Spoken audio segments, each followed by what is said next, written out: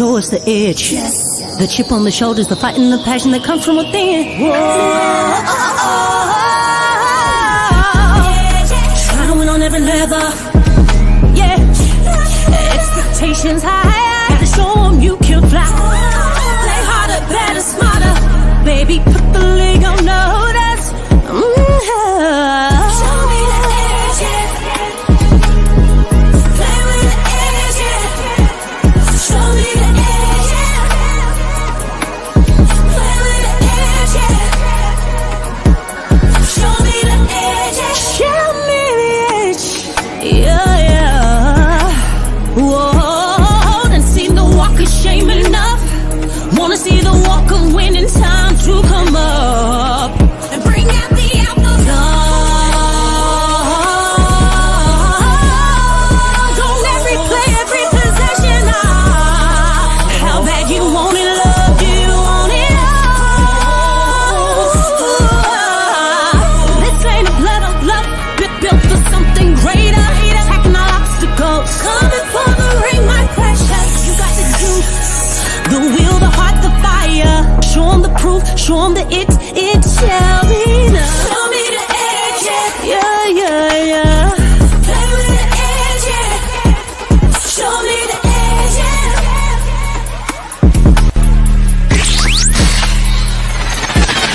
You're listening to the Pelicans postgame report on the PRO Media Network for all things Pelicans.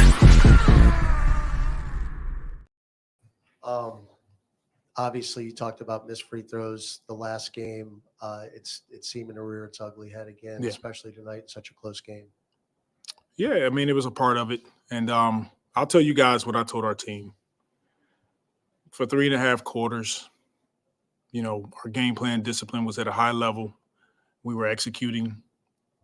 And as the game started to get a little close, we get tired, a little fourth quarter, whatever it is. Teams, they upped their level of physicality, and we started to turn the ball over and not execute as well, and we let them right back in the game. And that's what it is our free throws, is our execution, it's our turnovers. And it's not one guy, it's all of us. We're all in it. We're all a part of it. It's an opportunity for all of us to get better. This crap hurts, losing games like this, but, you know, it's a part of it, and we have to learn from these moments. And you know, hopefully it doesn't take another 3 or 4 games, but, you know, we haven't been winning these. And this is a moment where we go back, we watch film. We don't finger point. We're in it together, and we figure it out together. In those kind of moments, you know, when you really need a bucket, I mean, who do you look to, I guess, to be like an organizer for you on offense? Well, we got 3 guys out there that are all capable. Zion, B.I., CJ, and the ball was in all their hands at one point. To settle us down and get us good looks. And they did for the most part, but we didn't do enough to win the game. That's what it boils down to. And what was just your vantage point on the inbounds pass with 0.4 seconds left? I take responsibility for that. In hindsight, they didn't have enough time to throw it back to the inbounder, so we should have took a guy off the ball and just tracked whomever and then just stay at the rim. And if they throw it to the rim, we got a guy there, plus we got 4 guys. So that's on us. That's on me as a coach. That's an area where I need to get better. And overtime in particular, it seemed like so many of the possessions came down to right before the shot clock buzzer, you're getting the shot off. I guess, what did you see, just the way the offense kind of slowed down so much there at the end? It did. It slowed down. We got stops. We stopped running. But the biggest thing is give them credit. Those guys are physical. Bain, Marcus Smart, Jaren Jackson is tracking everybody, coming to block shots, Tillman. And when they got tougher, when the game got tougher, they picked up their level of physicality and they made it difficult on us. And this is where we have to grow. We got to learn to get to our spots, execute with force and pace, make solid passes. And then when we get to the free throw line, make our free throws. And, you know, like I said, for 3.5 quarters, we did it. And the last 5, 6 minutes, we didn't. You mentioned the free throws. How frustrating is it to see how much these free throws are costing you late in games? It's frustrating. It's frustrating for our guys. It's frustrating for everybody. But we got to keep working on them, you know. And when you see these issues popping up repeatedly where you're allowing these games to slip away late in the fourth quarter. I guess what do you do to address the team and try to find a solution for this? The biggest part is having a level of honesty about it. Why is this happening? Watching film on it, getting on the floor and practice and working on it, and then showing up the next day. And that's the goal for us. Like, that's the deal. Show up the next day, be ready, own it, and we still got games in front of us. Coach, when a game comes down to the end with a team that, admittedly the Grizzlies have been further than you guys, a lot bigger playoff runs and stuff like that, bigger game moments. So is that something that you guys have to hit? You have to find that level, how to fight every minute. And it's not just like running an offense, but doing everything possible. Because it seems like the Grizzlies were able to do everything they needed to edge out that win. Yeah, they did. Give them credit. This is twice in the last, 5 or 6 days or what have you, but they did what they needed to do to win. They executed. They came up with big plays, and they have the experience. They've been there, more times than we have. And we're a team that we're going to learn from this, and we're going to be better when it counts. But right now, we got to go through some of these growing pains. Will, are you surprised that these issues are still coming up late in games, though? I don't want them to happen. I would like to have won this game, but sometimes they're unpredictable. You don't know that it's going to happen the way it does. And like I said, we own it. We're honest about it. I'm going to take ownership on my part, and our guys will too. We'll get back to work tomorrow. Coach Zion had 17 and 10 at halftime, but in the second half, only 6 points, 1 rebound. But he was bringing up the ball more, like more of a point Zion sort of experiment. Yeah. Was that matchup dependent or something you just wanted to get reps up no matter what at this point in the season? It was a combination of just looking at some of the matchups and where we could get him the ball in certain spots, and that's it. I mean, he'll have the ball, Brandon, CJ, so those guys kind of alternate. And another double-digit lead going by the wayside. Yep. What's the mood of the locker room, and how are they taking these defeats? Has it all been the same, or does it sound like an evolution of they're just getting upset, or first it's correct mistakes, and now it's just – how have they taken these losses? Has it all been the same? It's tough. They don't take these losses lightly, and they shouldn't.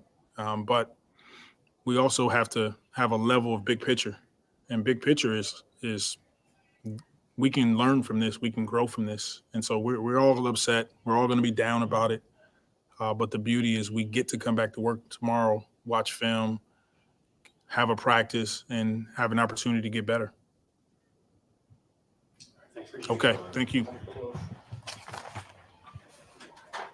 For all things Pelicans, you're now tuned into the Pelican Postgame Report. Much love to the fam. Appreciate y'all being in this episode of Pelican Postgame Report. Pelicans fall apart in loss to Grizzlies 116-115. And if that title sounds like you've heard it before, you've seen it before. No doubt about it. Shout out to the flock. Appreciate y'all being in the stream. Shout out to everybody, man. Big ups. Please feel free to hit the like button, hit the subscribe button, and feel free to share the show on your social media feed. Pelican Post-Game Report. We in this thing, man. I'm Big Q. We got DC and Lexxah. They'll chime in with thoughts on the game, man. Listen, Damian, you're absolutely right. We definitely have some problems here, man. Free throws. Y'all know how I am. I'm very fundamental when it comes down to the game of basketball. It shouldn't have been an overtime period. Pelicans entered into the fourth period, I think, up 15 points, something like that. One says 15 points. Free throws, ridiculous, stupid. Bad defensive breakdown assignments, very curious adjustments and non-adjustments, curious calls in terms of rosters. All this stuff happened in the same game, ultimately ending with the Pelicans losing the matchup. So let's bring in some of our family members to kind of talk about this thing, man, to kind of get this situation talked about. So DC, Lex, welcome on into the stream, ma'am. Man, much love to y'all. Appreciate y'all being up in this thing, man. Let's hear from you guys. Before we get into the stats breakdown, you heard my early spill about the fundamentals and how many free throw attempts this team missed on, and it's just the obvious ridiculousness of just ridiculous. The Pelicans are now 1 in 3, 1 in 4 in the last 4 contests. They're 1 in 3 after the 3 or 4 game winning streak that they had. They're now 1 in 3. Ridiculous. But at the same time, the Memphis Grizzlies, to DC's point, and Tramal mentioned this, that Memphis is supposed to be the little brothers, our little brothers. They are now controlling the series. They have won 3 of the 4 Hey, matches. I plead the fifth. I recant that statement. Okay, thank you, DC, for admitting you're wrong, sir. But anyway, let's bring y'all into this to kind of hear your thoughts on this. We'll start with you, DC. Yeah, as you can see, the Memphis Grizzlies are no longer our little brothers. They taking us out behind the woodshed and getting us the business. You know, they're more like our parents at this point because uh, we just psychologically are losing games to them. Like, you had the game, you had it in the bag, and just a collection of buffoonish errors down the stretch in both games, man. It's almost embarrassing. Well, it ain't almost. It is embarrassing because, truth be told, we should have won this game. Now, we can be honest, you know, for the people who want to have rose tinted glasses, yes, the refs were giving us the shaft. But even with that, we still shouldn't have lost this game. The play at the end of regulation with JV wouldn't have been possible if we would have been hitting our free throws. They wouldn't even had a chance for that. So it wouldn't even matter. You know, there's no excuse to shoot 63% from free throw line and you get 30, 32, 31 on some odd free throws. And then, you know, Willie's just lack of scheming. He's saying it's execution. Well, I don't know the play, so maybe we can say some of it is, but it's a reoccurring theme. So if they can't execute, put some people out there who can. Change some of the things that need to be executed to things that they can execute, because down the stretch, man, when the games start to get tight and you know things kind of slow up and you can't just play with force and pace, you know, we seem to not be able to do anything offensively. Uh, we don't. It's almost like we don't even think to run simple pick and rolls. Like it's no excuse for having 18 assists in a game when we're supposed to be, you know, point driver pass and point five and all of this. Like the ball can't stick, man. We can't play ISO ball. We're not built to be able to be that. As far as the way these guys are playing right now, that ain't gonna work because everybody's just gonna gang up on whoever has the ball, and they know you're not gonna be able to get it to guys. Like win draw, no plays for Trey. He sat out there for 3-4 minutes on why he didn't even get to touch the ball, let alone shoot it. You know, and then you get a shot way down at the end of the game, and he finally puts one up, and you know, nothing. But he didn't got cold. He ain't even in the action. It's just mind-boggling to me how you can be up 10 points, and I know you can lose some games like that, but it's almost like we find a way to lose. We are 0-6 at games decided by 3 points. So am I shocked? No. But I thought just maybe, once I saw the game get tight, maybe tonight they could exercise those demons, and they still haven't. So until we're able to learn how to play half-court basketball when we can't get easy transition buckets or catch guys where their defense not set and actually have some semblance of an offense with identity, we're going to continue to run into these problems when we can't run people out the building or kind of salt away a lead while we got it going early, you know, and just rode that wave to the end of the game. So horrible loss to me. This loss is on everybody. You know, the players didn't execute, but I'm still looking at Willie like, man, any ideas on why are we subbing Dyson in for Zion? And Jared Jackson Jr. gets the easiest 2 points of the whole game in crucial clutch minutes. You know, just a lot of things that don't make sense, don't add up from our schematics and what we're doing, but also just the players executing too, and also shrinking in those moments, man. Yeah, it's everything you said was 1,000% facts, DC. Tonight the Pelicans, man, they were just awful, man.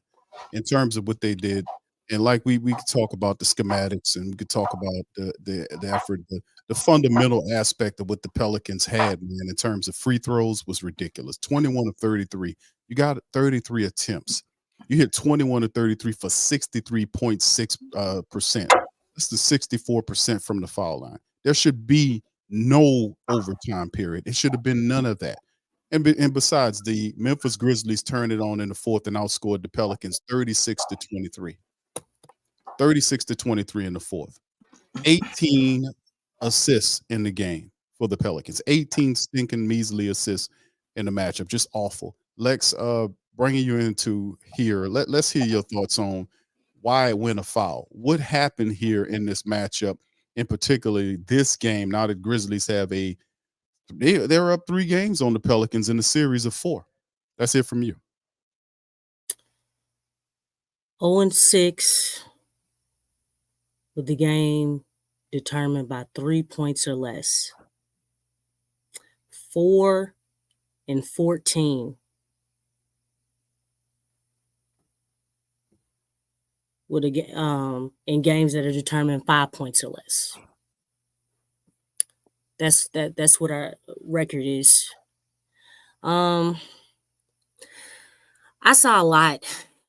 Really, I'm not even gonna focus on the most of the game because really it doesn't matter. But again, this team has confirmed that they have a major problem in the clutch.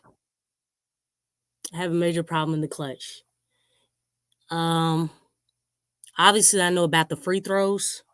I understand the free throws.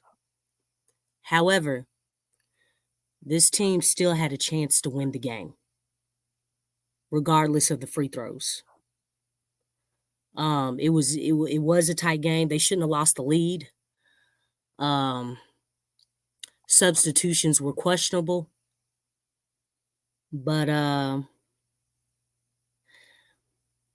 there was a stretch in like the last 2 minutes of regular time.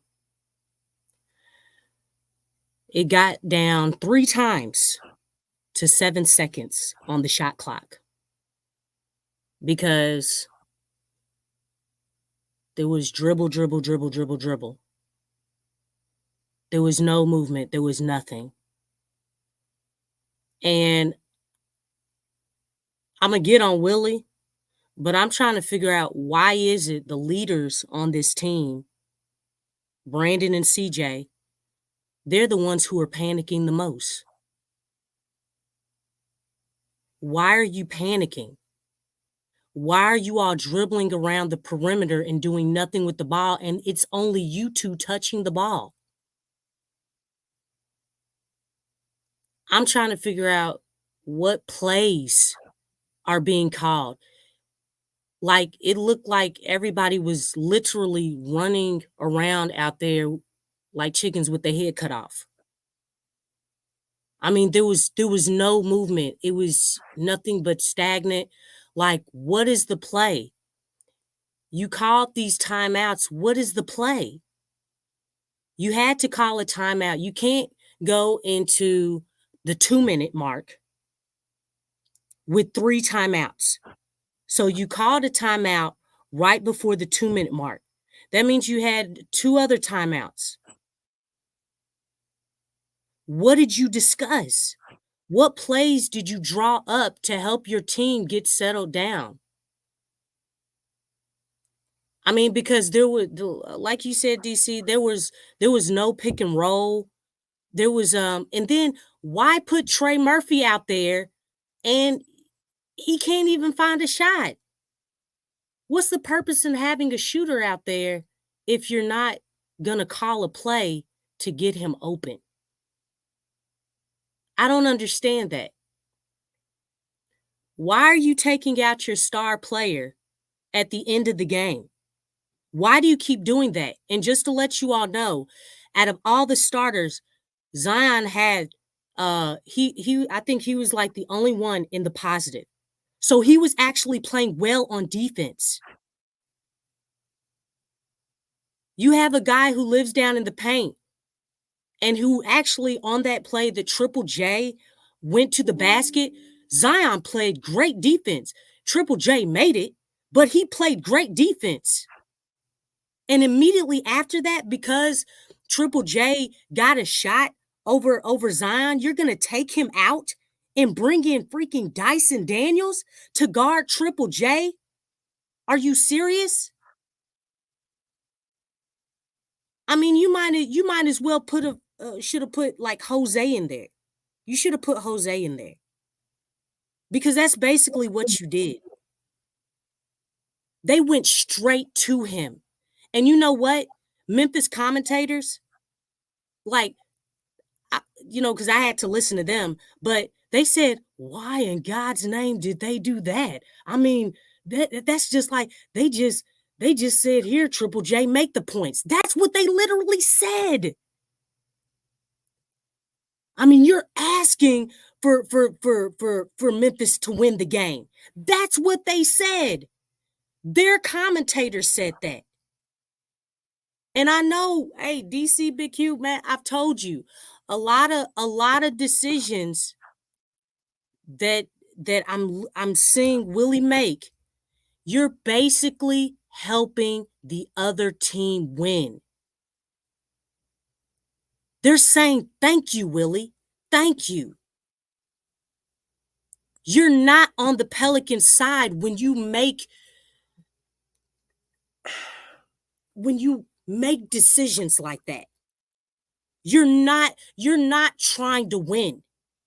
And that's why I keep saying that. And that's really weird when you have a head coach that's not making decisions to help their team win. That's just not good sense, man. That's not good sense at all. And we still had a chance. We still had a chance. But yeah, like this team has a coaching identity crisis and a team identity crisis. And I don't know which is worse. I mean, I know I've seen people talk about trades and stuff. As long as Willie is the head coach, it doesn't matter who you get. It really doesn't. Like, you can't make decisions like that. And then Willie said something in his presser. Like, we just got to learn, keep learning, keep growing. I have a question. It's the win, WHEN. It's that part that's in question. It's that part. Because right now, the learning and the growing, it's stagnant. And guess what? If your learning and your growing is stagnant, you're not learning and you're not growing. That's what that means. I could say more. I'm trying to keep myself together, man. But, I mean, like I said, there's a lot of things that could be pinpointed, on this whole, well, really just the ending of regular and overtime. But yeah, this was a crazy game. Crazy game. Yeah, this is I feel you, Lex. I'm with you on that, man. I'm just kind of it's mind-boggling, man, to see the Zion Williamson substitution with the Dyson. That was really head scratching. This team didn't have a real center. They didn't have a real center there. We could have took advantage of them if we had played Drew Valanciunas earlier. We could have really did something a little differently. They were up by 15 going into the fourth quarter. 15. Missing all of the free throws. Various defensive breakdowns. It's just at times, man, I like Willie Green. I really do, man. But you're right. A lot of the stuff, there was no way to get around these really awful non-adjustments. It's just stuff is very weird. very, very weird and suspect how he just decides to do these things. And these things are directly costing the team issues. So I don't know what's going on, man, at the end of the day. But and he talk about fixing it. I just want them to get up off their ass and make something right here, man. The team is now on a 2-game losing streak. The Memphis control 3. They're up. What is it? No, I'm sorry. I said 3 games. It felt like 3, but their series is actually 2-1 in terms of Memphis matches. Yeah, go ahead, DC. They're not gonna fix shit as long as they get up there and keep smiling. I'm just say that. Nothing ain't gonna change. You just smiling. We gotta figure it out. It's gonna be the same. You see how relaxed Willie is? He's cool about everything. At some point in time, like, is that gonna move somebody who, you know what I'm saying, to do something? Because that laid back attitude is killing me. It really is. And all those signs on the wall, man, I ain't even trying to hear it. That ain't even funny no more, man. It ain't funny. Like this is a problem. Because I mean, I'm telling you, the Pels have just like shot up, Josh stock, you know what I'm saying? And you need or anybody, you know what I'm saying? You need a game to, really give you some momentum. Play the Pels. Play the Pels. They got a lead. Don't sweat it. Just keep working hard, and you know what I'm saying? I ain't trying to. No, it's really I still think this can be fixed. So Lex, I like Willie, and I do understand that he's not a seasoned veteran head coach. Like, I get that, and it will be growing pains, air quotes. But my thing is always, as I think anybody is, that just goes to actually fix the problem. You can't keep having the same problems. Or you can't keep losing the same way. You know what I'm saying? Like, shooting yourself in the foot and then consistently trying to do the same thing. I definitely think things will change. And Willie has shown that he is willing to change. But Is he? a lot of times he changes after like way too late. And as sad as it may seem, I think it's the same thing with that. But if we had a point guard, because I was one of the people who think, oh, we don't need it, because I see all of these guys we have that can facilitate. But we definitely touched on it, talking a few times about when we had Rondo, and that's absolutely true, man. If we had a floor general or a guy with that mindset, man, he'd be throwing some of that shit out the window, or whatever they talking about that ain't working at the end of the game, and it would take that over and force the team to execute different stuff. Are we just gonna be running pick and rolls all day until I get the matchups I want and switching or whatever? But we need somebody with some composure. I think we have him. It's Zion, but I don't know if he's ready to handle that role to command everybody else. Because Zion to me looked like the most relaxed, calmest guy out there with all that going on. As that moment didn't seem too big for him, except he was turning the ball over a little bit, having some issues. They're trying to collapse on him. He did make some mistakes, but he wasn't panicking.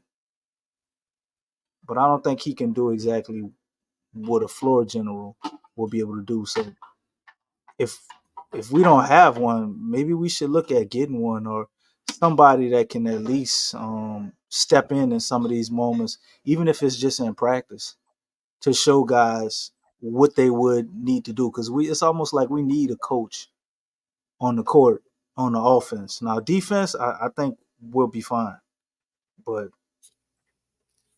outside of that, what we gonna trade the whole roster? We're gonna break everything up. We're expecting them to fire Willie Green. I don't think none of that's gonna happen. Now after the season, if we collapse, then yeah. But right now, We got what we got. I'm back on the Pelicans payroll. Boy, damn, bro. Can we get along one day, Damon? One day, can we get along? My man be coming for me every day. Every time. Direct check. I thought we was all right. I thought we started over today. He said, what he said? I'm on it. Damn, I'm on the Pelicans payroll. What I said to be on their payroll. First of all, let's get it together. Damien, you're wrong for that. I gotta step up for my dog, man. I gotta protect my dog. You can't call it direct check. That's disrespectful, bro. It's damage control. Man, I wish it was direct check. Yes, You know what? I'm going with Damien damage on this control. one. Q, the hell with that bullshit you talking about? Call me direct check, please. DC I stands wish what control, man, okay? hey. Direct check, please. Just don't compare me to Derek Carr. Oh my We God. all right. Don't go there, dude. Don't do that. All right. Anyway, this one here, man. This is some of the individuals. Not much to talk about here before we get into the preview for the Utah game. Ingram led all scores for the Pelicans, 24 points in 42 minutes of action, 9 of 20 from the field, 2 of 4 from downtown. He was perfect from the charity stripe, 7 assists with 6 rebounds in the matchup. Zion had 23 points in 36 minutes. He was 7 of 17, 9 of 12 from the free throw line. He did have 6 turnovers in the game, but +4 on the plus minus. 11 rebounds, so Zion a double-double tonight. 17 from Valanciunas with 13 rebounds in 36 minutes of action. He was 8 of 14 from the field, 1 of 3 from downtown for Big V. 16 from McCollum in 39 minutes of action. 6 of 14 from the field, 3 of 8 from downtown, and he had 2 assists, 2 rebounds, a block in the matchup. Herb, not much shaken offensively, only 4 points. He was 0 for 4 from downtown and 2 of 8 from the field. He was out there doing some stuff, but Herb, not a Herbage type of performance tonight from Herb, the complete performance. He was off offensively in this one, only gave us 4 points, 3 assists, and 3 rebounds in 32 minutes of action. Off the bench, Trey Murphy in 36 minutes had 10 points and 7 rebounds. He was 3 of 8 from the field. He was 50% from downtown, 3 of 6 there, 11 from Dyson in 19 minutes. He was perfect from the field. He even hit this three-pointer tonight, 11 points and an assist with 2 steals from Dyson Daniels in the matchup. So outside of that, not much to talk about as the Grizzlies and Ja Morant did their thing. You mentioned it. Ja finished with 31 points, 27 from Desmond Bane. And basically those guys and Jaren Jackson threw in 19 points, but it's basically between those guys, the Pelicans go down to the Grizzlies in the matchup. So now that we covered a lot of the stuff from the Memphis game, let's kind of compare this going forward. What do we need to do? We got Utah coming here on Thursday. The Utah Jazz are going to creep in here on Thursday against the Pelicans. They always seem to give us problems, man. The Jazz are 13 and 18 right now. They've won I think they won the last 2 games. Let me see if I can pull. Yeah, actually 3 games. They're a 3-game winning streak. The Pistons, Raptors, and the Spurs. So we got them coming up on Thursday. What do we need to do, fam, to kind of get this W against this Utah team that we always seem to have problems with? The exact opposite of what we did tonight. Man, hold up, damn! The matchup indicator got a 78%. Wow, that's for gambling. When is the last time we? When the last time we beat Utah? That's for gambling purposes. For people who don't know. People up. I could tell you that. They could have just made it 50-50 at least, but yeah, that's what that was for. And they gave Utah a 21% chance of winning. And if you are an intelligent person, you could just look all the way to the bottom right of the screen over there, and it's the Jazz won, the Jazz won, the Jazz won. But the Pels to beat Utah, man, they have to get out of this down the stretch. This ISO ball mentality, man. That's not what we do well. I think we can be able to do that if we actually have the offense in place that we were anticipating with Borregos, where you can have the ball in Zion's or BI's hands down the stretch, and guys are moving off of them, but it just seemed like they don't know what the hell to do. When that's going on. This is a tough matchup for Zion with the length that they have defensively, and it's a real tough matchup for Zion. Bi usually gets his going against Utah. So if we could figure out a way, man, to neutralize their bigs, preferably get one or a couple of them in foul trouble, I think that would help tremendously. As well as knocking down the three ball, man. It's going to be huge if we want to beat Utah. We got to knock down the three ball, man, and we got to put a handle on Jordan Clarkson as well, because a lot of times when we play them, he kills us, man. So if they can do a couple of those things or a combination of all of those things, I think the Pels will be able to be victorious against the Utah Jazz. But again, this is a tough game, man. I can't remember the last one we beat with Utah. And before the show, I was just telling Big Q the way they did us with that tip ball, not the tip ball, but the last play of regulation on the game tonight. It's the same shit with Utah. Rudy Gobert, they gave him one like that. I remember Jokic didn't beat us like that, as far as them calling a foul at the end of the game. So you already know what the refs would be if it come down to the come down. But maybe not, because they don't have no stars on their team. But Utah is just always one of them teams, man. It's just been tough to beat, as well as Memphis as of late. I thought once we got all our guys back healthy, we'd be able to continue to run the table on Memphis like we used to do when we was at full strength, but not such a thing. And they got the refs in their pocket. Utah, it's just been a tough matchup overall, man, with the way that they play us defensively. And it's very weird because they're not really a good team. But as much as I want to say we're going to win this game, I'm going to have to say wait and see. I'm going to be like y'all. No predictions for me. Don't ask me. Just want to watch it on Thursday and see what happens. Yeah, the thing about Utah, DC, is you're right. They play us really well. Styles make fights, old boxing jargon. But if you look at the statistics with the Jazz, they're a top 10 team in 3-pointers made. They're top 6 in free throw percentage. The top 4 in rebounds. They're 9th in assist game, and they're 8th in blocks. So I mean, they do a lot of really good things from a hustle standpoint that could be problematic for the Pelicans, because the Pelicans have a lot of issues, especially breaking down late and fundamental stuff like hitting free throws, stuff that good teams do that really help them get, like, several games that we've been dealing with. If we'd been a better foul team, we'd have had these games, no problem. But it's just those things. They leave the door open for teams to sneak back in and then sit up here saying, "Why did we lose? Why did we lose the game?" Lex, talk to me. What do you see from this matchup? Energy.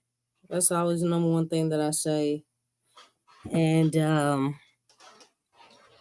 playing the game to win and not playing the game to lose. That's the next big thing.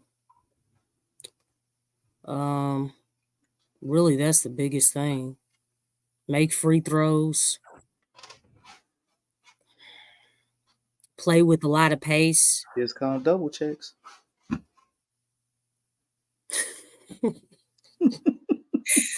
Okay, DC. It was a shot at Dame. I'm sorry, Lex.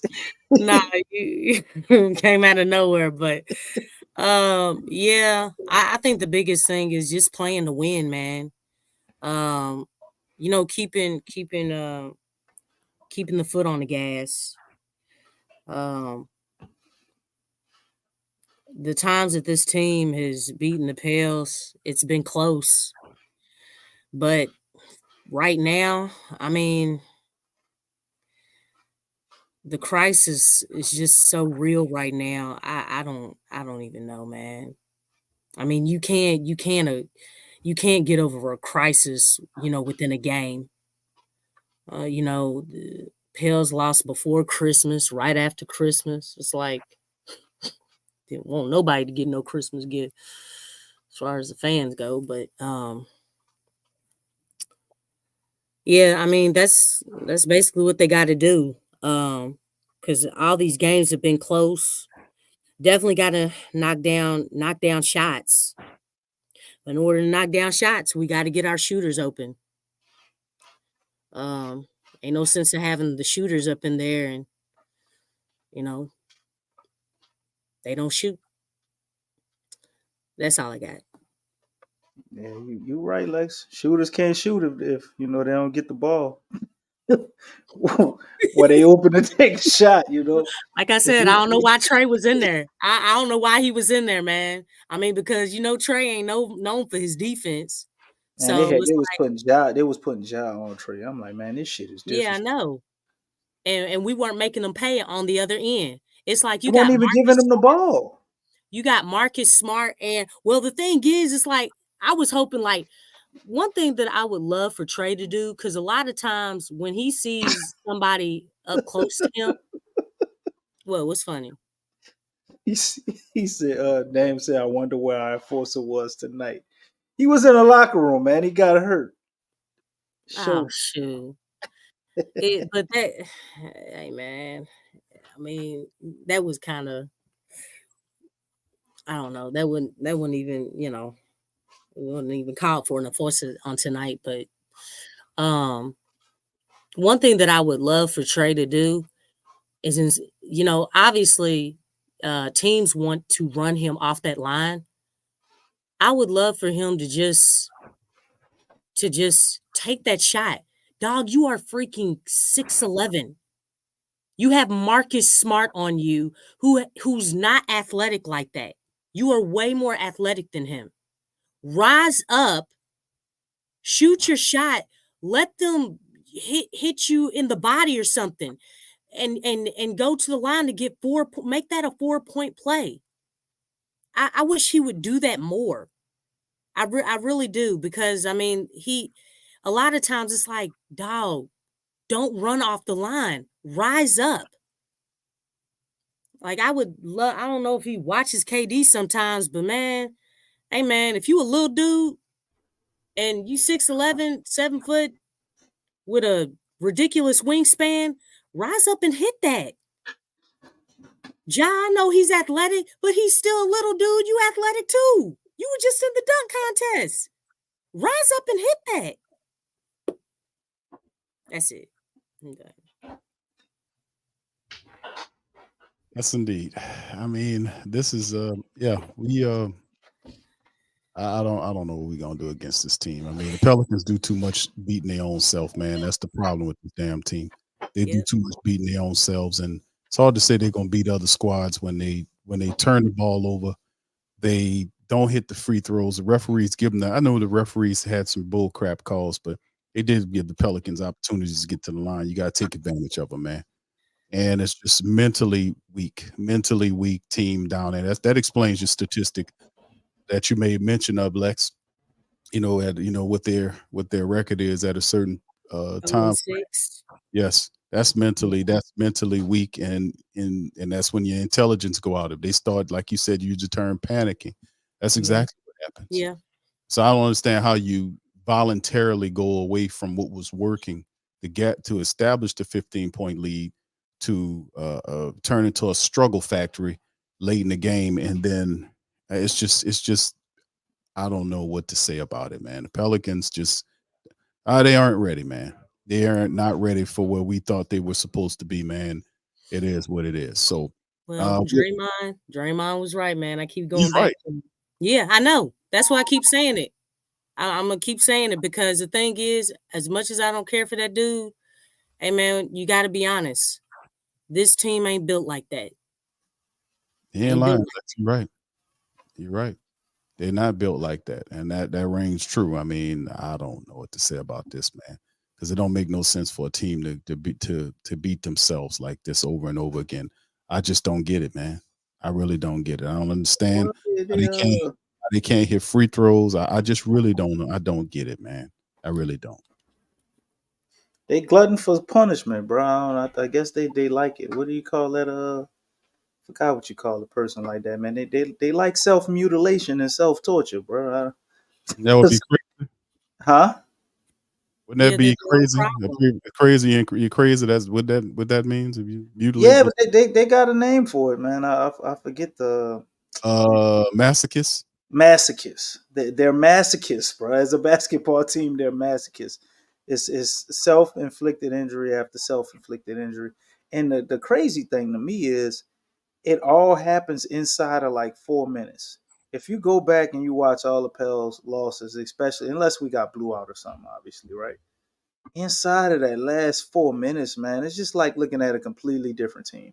And then, you put in perspective what's happening. The other team's obviously gonna play harder on defense, right? They're gonna not sell out even harder to not give you what you want. And it's almost like once, they turn off our water, as far as in that aspect, we don't have the next thing to go to. When they prevent you from the first layer of what you've been doing, we don't have an option B, C, or D. We just keep trying to push through and everything looks stagnant. But you can watch the Pels pretty much in the game and kind of get a good idea on how it's going to turn out. Because all of the games that end like this, everything looks like a struggle. And we're a bad team because good teams, they have games where everything looks like a struggle and they find a way to win. Pels, we have games where everything looks like a struggle. We'll somehow manage to get a 10 or 15-point lead and find a way to lose. So until we can fix that, man, and figure that out, it's gonna be more this up and down roller coaster. I really don't see anything changing, and I don't think it's a drastic change we need to do with a lineup or anything like that. It's more of a shift in philosophy, being more strategic down the stretch, actually having a good game plan, being able to stick to it, and being able to adjust or have a backup plan for our backup plan when what we initially want to do isn't working. And got to give a shout out to Mose because he's saying the same thing as me, man. That we need a real point guard, or if we have a real point guard on the team and we're not utilizing them in that way, we need to allow them to get some of those minutes in crunch time. I like Jose. I'm not sure if he's that guy, but at He's this not. point, you got to try something different though. At least at certain stretches, because one thing I do know about Jose is I don't see he's not the guy that panics under pressure. I don't see that from him. I thought CJ was, I guess, had more composure than this, man. But I don't. Yeah, that He's dude, not a point guard, but he he's was in panic and mode. Bi isn't really fully panicking, but I mean they're when he has They the were ball, just he's not. But passing when to it's each time other. to make an outlet pass, it's kind of a little bit of it. But I mean, he's It's got two late. guys on him and they trapping him. But we got to figure something out, man, because everybody just keeps doing the same thing to us. It's not like it's rocket science what they're doing.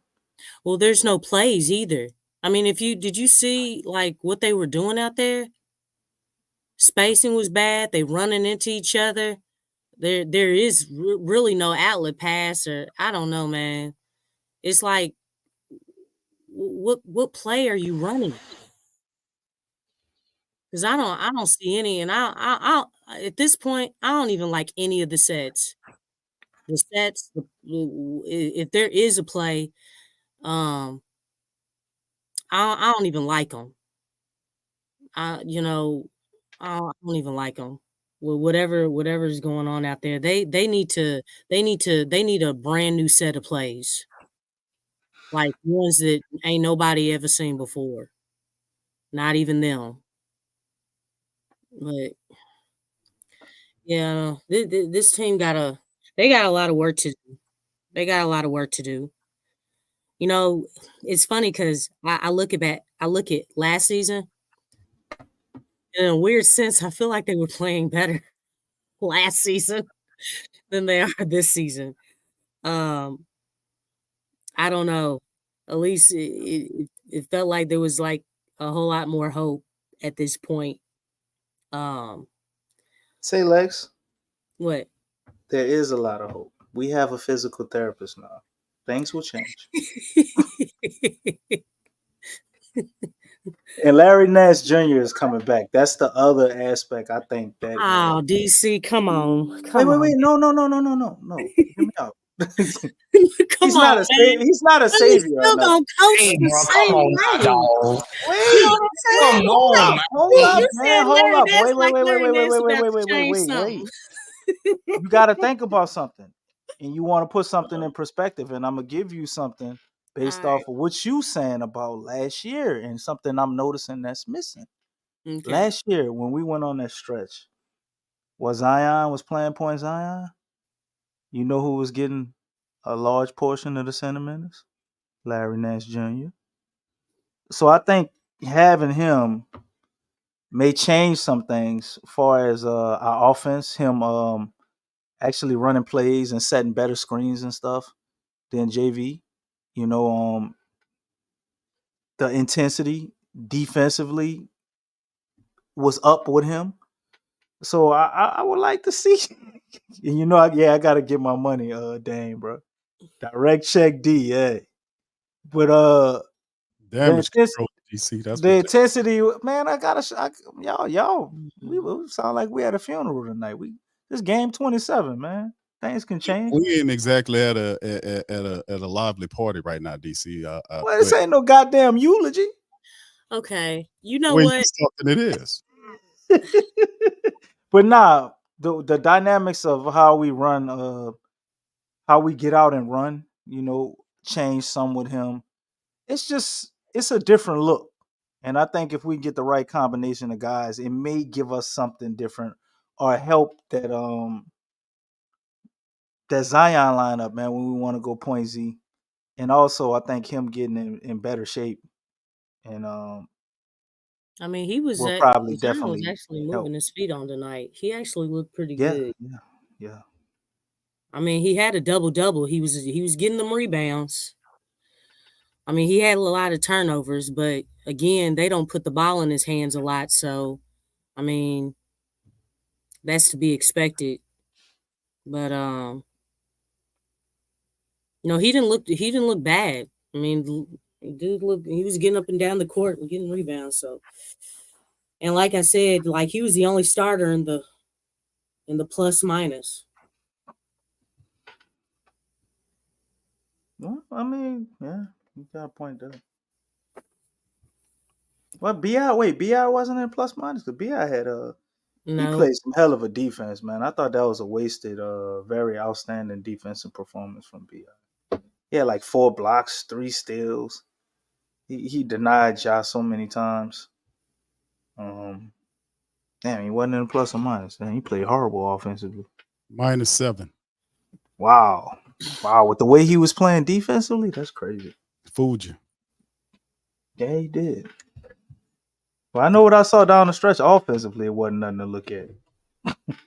Yeah. That was the big sign right there. What we got to do, man, to get better.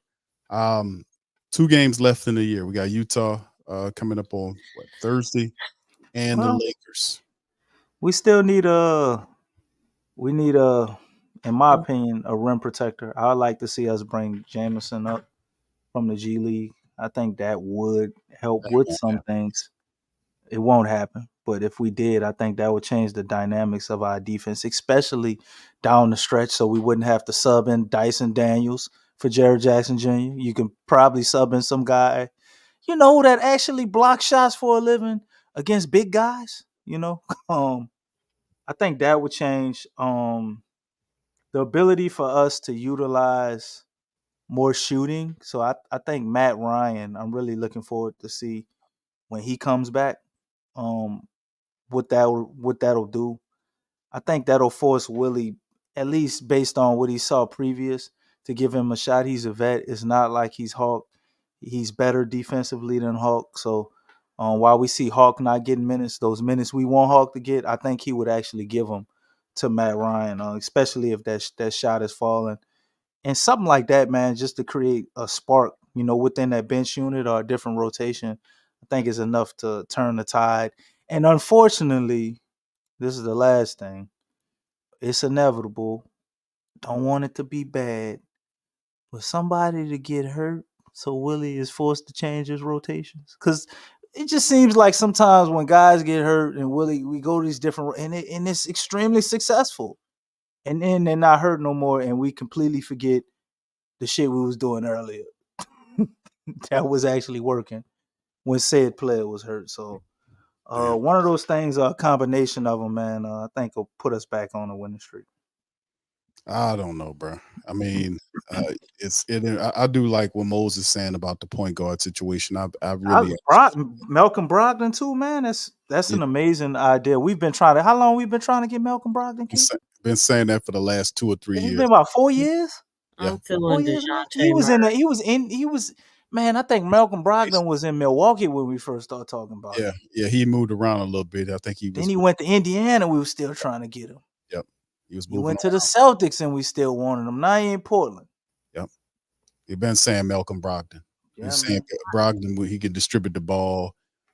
He does a lot of good things. It's like man. the opposite of Drew Holiday. You know, He's he's good enough defensively, but like better offensively as a point guard. It's like the opposite version of Drew Holiday. It's not a bad idea, but that's where they get this idea of everybody. It's a point guard by a group approach. Go ahead, Lexxah. You wanted to say something? Yeah. You know, I wonder if it's possible if Willie can get sick and you know, just so we can get back on track with Borrego. Damn. You know what I'm saying? I don't know, because they were playing different. But that's what we need right now. That's the only way we can change, you know, this crisis overnight, if you want to be honest. But Lex, you ain't gonna stop till Willie up out of here. I mean, the thing is, are you seeing what's going on? I'm not trying to attack him because of personal reasons. I know it may seem like that because I talk about basketball very passionately and with a lot of conviction, but that's not the case. I'm looking at what he's doing. I'm looking at the performance, and this is a business, right? So the thing is, there's habits that he's developed that are, you know, they're repeating themselves. I mean, and it's causing problems on the team. You know, so, I mean, like I said, you know, even if we are able to get to the playoffs, the number one thing in the playoffs is the ability to make adjustments. And that is the number one thing that Willie has problems with. I mean, you know, I mean, it's not rocket science. I mean, it's you got to be able to make adjustments, and you have to be able to make in-game adjustments and adjustments from game to game within a 7-game series. That's one thing. They always, Hall of Famers say that, commentators say that, analysts say that, players say that, coaches say that. You know, in all the playoff games that I've seen, they always say that, and he lacks that ability. That's a big deal. That's why it's like there's only so far this team can go with him at the helm, because he hasn't gotten better. And I'm not saying even if he has a good game and he wins a game, it's like it's not like a huge needle that he moved. He hasn't moved it a whole lot. So, and that's why I keep saying that, man. I'm looking at everything, and I didn't just start doing this overnight. I've given him time. I mean, the thing is, I know he's been dealing with injuries, but right now, with the exceptions of Larry Nance, the roster's healthy. We have really no excuses.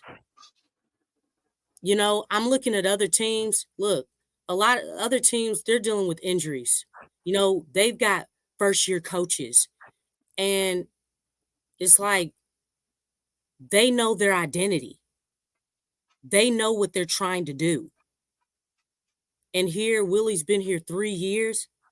I'm like, I mean, I know everybody has different levels of learning curves and things like that, but it's like, dude, like, I mean, this dude over here is a first-year coach. This team was in the slums last season, and they're doing better. Memphis was without Ja for 25 games, and you know what? The Pelicans, this team, has been playing together way more than Ja's been back, and we still look like we have an identity crisis. They know exactly who they are.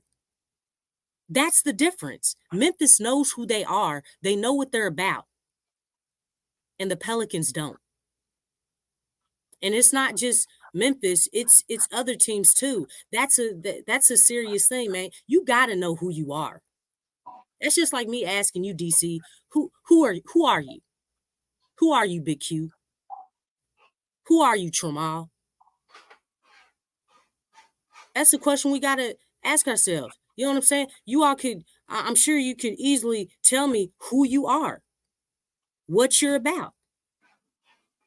Pelicans can't do that. At least not right now. This is true. I mean, Lex, you cooking.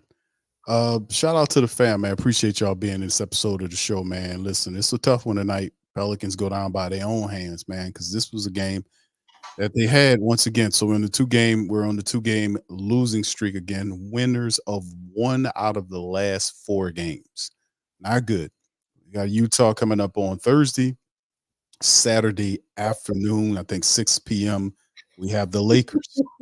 So this is going to be interesting this week. Mo's asking about show participation. We're going to see what's going on with that, bro. Just hit your notification bell. We'll let you know about all that, man. But yeah, with confidence in Willie. Right now it is low. What it is. Yeah, it's low.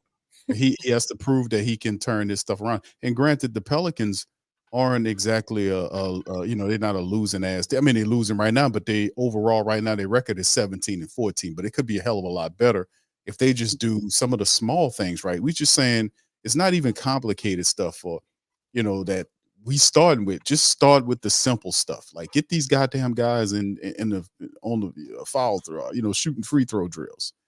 Focusing on that. Just working on certain aspects of the game, getting them on the same page. And if they miss, they can run suicides. That's what I'm saying. Make them pay for this. this for real. This is a part of the team. If you want to get to the next level, it was a 1-point loss today. Like a lot of the games that we get close to, we losing these games, and it's a lot of different reasons. But a simple way to look at it: check the free throw line. 10 misses tonight, you lost by 1. You hit half of those, you win these games, and that's the point. A lot of this, it changes everything. When you get free throws, these are supposed to be, this is a charity stripe. We call it a charity stripe. It's supposed to be one of the easiest shots outside of getting a straightaway layup.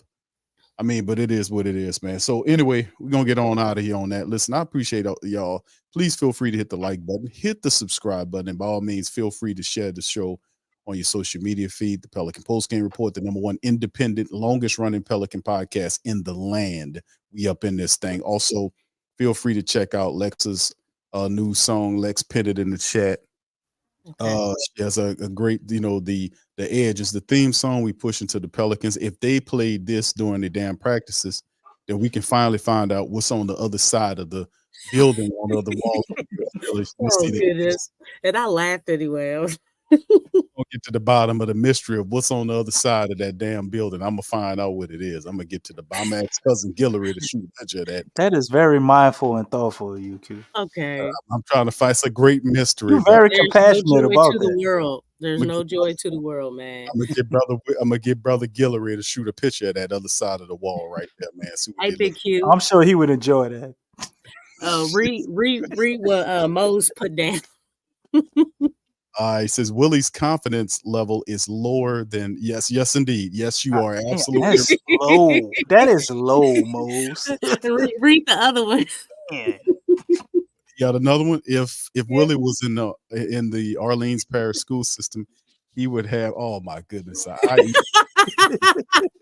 Yes. It's something going wrong upstairs, man. You got it. Say you want. So we will let you know, Mose. We got 2 shows. They don't exactly fall on Friday. Yes, sir. Marley has an interesting theory on what's on the other side of the banners. Okay, Q. I think Dennis Allen's hiding on. He probably is because it's the same facility. I think he probably is on. That's why they stink. His rotten, crazy energy is all over the place. Man, you're right. But y'all make sure y'all jinxing old Willie, man. So All right. So anyway, y'all make sure y'all check out Lex, a full song, man. The Edge is cool, man. It's a great song, man. To get you, get you up in the morning, get you running that extra lap, man. To get you working, man. And we need to kind of push that on out there, man. So look, shout out to the fam. Appreciate y'all. You also be looking out for DC. DC working on the song too. And Lexxah asked a really important question early on. She asked, "Who is DC?" And I just thought Ziggy Marley Jr. So with that being said, hold up. No. All right, y'all. Direct all the checks. Show us the edge, the chip on the shoulders, the fight and the passion that comes from within. Try to win on every level, yeah. Expectations high, gotta show 'em you can fly. Play harder, better, smarter. Baby, put the league on notice. Show me the edge, play with the edge, show me the edge, play with the edge, show me the edge, show me the edge, yeah. Whoa, and see the walk of shame enough. Wanna see the walk of winning time to come up and bring out the alpha. Don't every play, every possession. How bad you want it, love you want it all. This ain't a blood on blood, built for something greater. Attacking all obstacles, coming for the ring, my precious. You got the juice, the will, the heart, the fire. Show 'em the proof, show 'em that it shall be done. Show me the edge, yeah. Play with the edge, yeah. Show me the edge, yeah.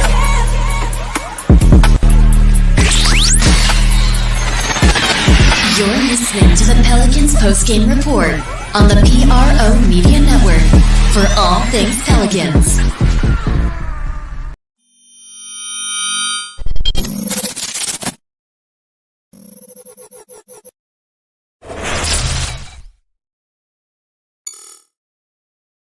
TheWhoThatDaily.com. That's right, TheWhoThatDaily.com. Your one-stop shop for everything New Orleans Saints, New Orleans Pelicans, LSU Tigers, even the top flight boxing news. So if you're a Who That and you're looking for a place to stay up on your team, TheWhoThatDaily.com is your site. TheWhoThatDaily.com for the sport Who That in all of us.